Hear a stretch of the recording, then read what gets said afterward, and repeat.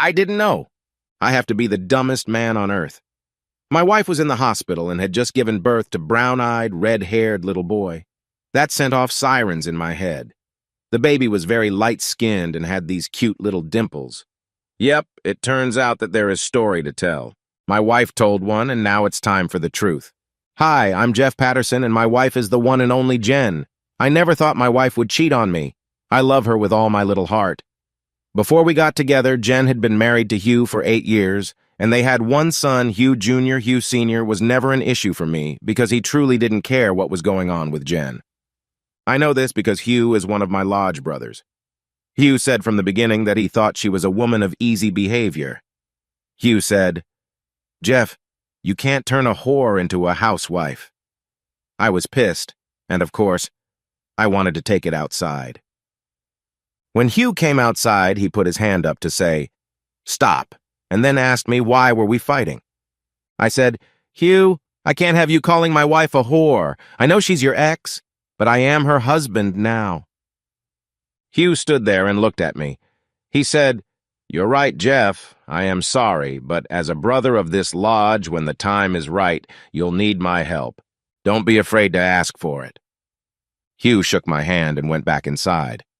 It would be a long time before he called Jen a whore again. I felt from that moment Hugh was a friend. He never held anything against me and even seconded a few of my motions, so I had no problem with him. Jen, on the other, had hated Hugh with a passion. At lodge events, she would go out of her way to compete with him and his wife, Sammy. Once Sammy was talking to a few of the lodge wives when Jen came up and asked, "How's the deadbeat doing?" Sammy smiled and replied, "Very well. He just brought me a Range Rover. It's a couple of years old, but it's good for the family." Jen said, "I don't see him around. He must be at the bar."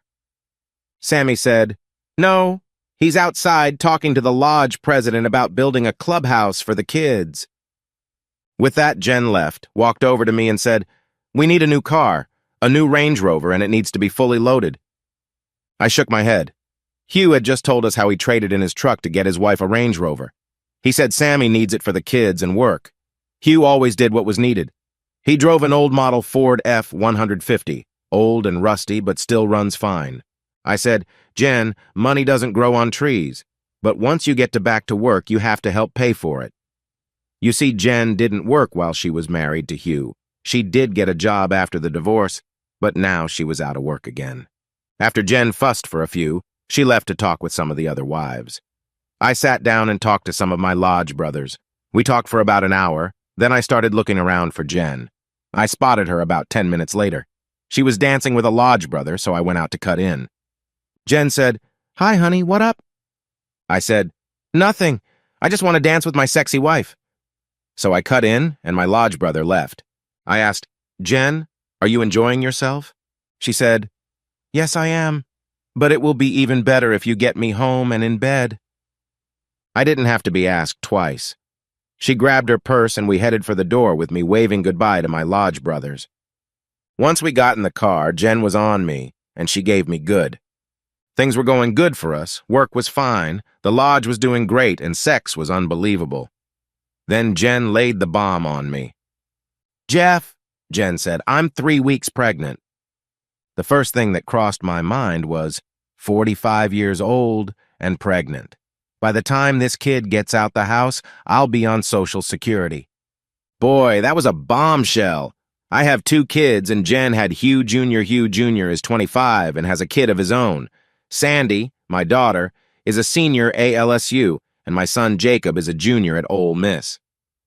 "Jen, are you sure?" I asked. "Yes, I'm sure. I just got back from the doctor's office." "Are we having a boy or girl?" I asked. "That's what we need to talk about. Do you really want to have another baby?" said Jen. I asked her, "What did you want to do?" She replied, "We should think about it." Needless to say, it was a long night. The next morning, as Jen was leaving, I asked, "What do you have planned for today?" Jen looked and said, "I don't know what's going on at the lodge. After I get my hair done, I'll give you a call." "Okay, sexy. I love you and I'll talk to you later, babe," I said. Then she was out the door in a flash. About 20 minutes later, the phone rang. "Hello?" I answered. "Good morning. Is Mrs. Patterson in?" the caller asked politely. I said, "No, but this is her husband. Can I help you?" "Sir, your wife left her credit card here at the front desk.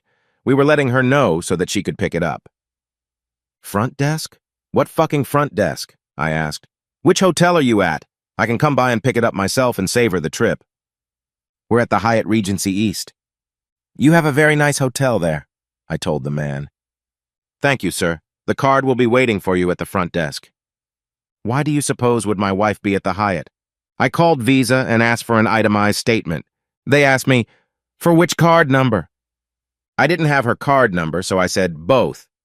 The lady on the phone asked me to hold on while she went to a supervisor. The supervisor said, "Mr. Patterson, one of the cards is her personal card. We can't send you that bill." I asked, "How does that bill get paid?" The supervisor explained that the payments were split between the two cards on a 60%, 40% basis, and both were paid on the same invoice. I told him, "I'm the person paying the bills, so either send me the statements or fuck getting paid." The supervisor said they would check and see, and get back to me. About 15 minutes later, I received the itemized statement in an email. It was worse than I thought. Jen had been going to the hotel twice a week for the last 6 months. I couldn't think of any reason that Jen needed to be using Hotel 4, so now I was going to do something I never expected. "Hello, Hugh. I need your help." Hugh said, "Jeff, come to the lodge and bring a suitcase." "Bring a suitcase? I don't want to leave her. I just need help," I said. He repeated himself, "Bring a suitcase." I grabbed one of the travel bags from the closet and drove to the lodge. Once I got there, I looked empty. Hugh opened the door and said, "Come on in." Once inside, we went to the security office, into the inside room where there were about 15 monitors. They had cameras everywhere. Hugh cleared his throat and said, "Jeff, after you see this, I don't know if you'll be able to stay married. Think about what you want before you watch this." I said, "Hugh, she's pregnant, and I have to know, or I can't move on." He said he understood. The tape was already booted up, so he hit play. The first thing I saw was Jen made love with cock. Hugh said, "I told you to bring the suitcase for a reason, Jeff. I'm giving all of this to you. It's your marriage, so you decide. If you want to work it out, then work it out. But if you want to divorce her, you go ahead and use what I'm giving you." There must have been 30 tapes and 20 DVDs.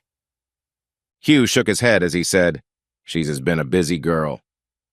There were 4 lodge brothers and just about all of the staff on video having sex with Jen.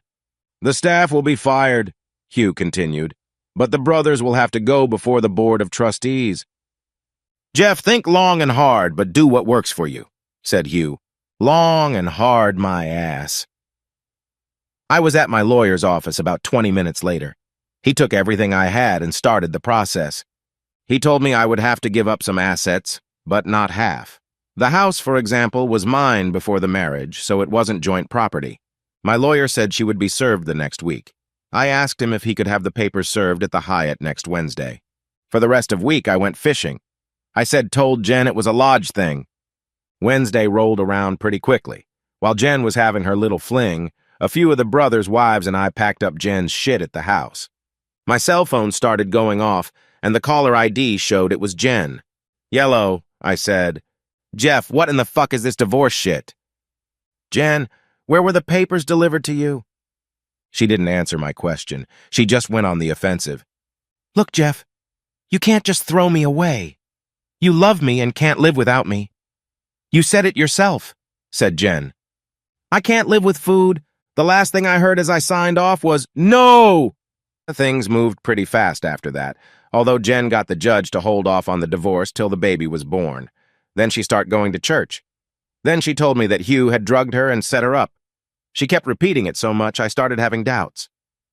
Then one of my friends who had nothing to do with the lodge took the tapes to a video lab to be tested. Once the lab concluded that they were authentic, Jen changed her story. She must have been drugged. Next, it was the devil made her do it, but now she's in church. I think she was praying that the baby would be mine. So here we are sitting in the courtroom waiting for the DNA results to be read. The judge asked me, "Are you sure you want the results?" I responded, Yes, Your Honor. The judge opened the results and asked Jen, "Do you know who the father of this child is?" "Yes, Your Honor. It's Jeff Patterson," she said. He looked at Jen and shook his head. "The game is over, Mrs. Patterson. Your husband is not the father of this child." The judge gave me an 85/15% split of our assets because we had only been married for 3 years. I have to pay her $75 a week for 2 years, and she got $11,000 from my saving, but no share of my retirement account. I did get stuck with the lawyer's fees, but that was okay because at least this mess was over. I had gotten off lucky. It's been 2 years now, and I have to make my last spousal support payment today.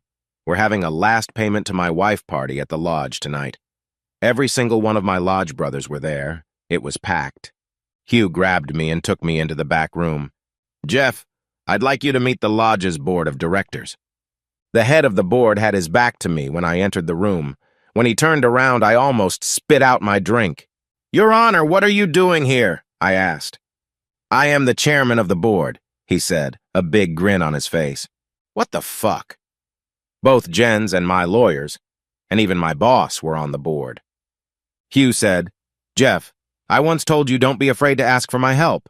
You weren't afraid, and now it's your time." I was elected to the board, and there would be a day when it was my turn to help a fool in love. Oh, and my last payment to Jen, I made in small coins. Who would think that the tellers at the fucking bank would get mad for me asking for getting $75 in pennies at closing time? I know you think I'm an asshole. It's just I so love it when cheater gets burnt. It may be a little over the top, but then so is the justice system.